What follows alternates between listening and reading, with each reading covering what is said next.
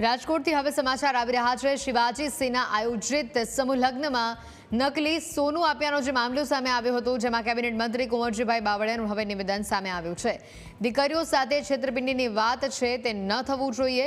બીજેપીના કાર્યકર હોય તો પાર્ટીમાં ધ્યાન દોરીશ। પાર્ટી દ્વારા પણ આવા લોકો સામે કાર્યવાહી કરવામાં આવશે। પોલીસે પણ આયોજન કરનાર કમિટીના સભ્યો સામે કાયદેસરની કાર્યવાહી કરવી જોઈએ। 555 દીકરીઓના સમૂહ લગ્નમાં છેતરપિંડી મામલે આ નિવેદન કુંવરજી બાવળિયાએ આપ્યું છે।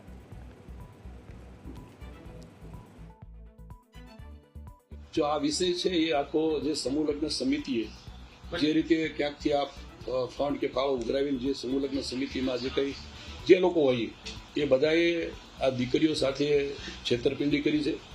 એટલે હું તો એમ કહીશ કે જે આ સમિતિમાં જે સભ્યો ઉપર જો આવું કર્યું હોય તો એના ઉપર જે દીકરીઓની રજૂઆત એને ધ્યાનમાં લઈને વાલી પરિવારની રજૂઆતને ધ્યાનમાં લઈને યોગ્ય કાર્યવાહી થવી જ જોઈએ કે જેથી કરીને આવતા દિવસમાં આવું દીકરીઓ સાથે બીજા કોઈ સમૂહ લગ્ન કરતા હોય છેતરપિંડી ન થાય।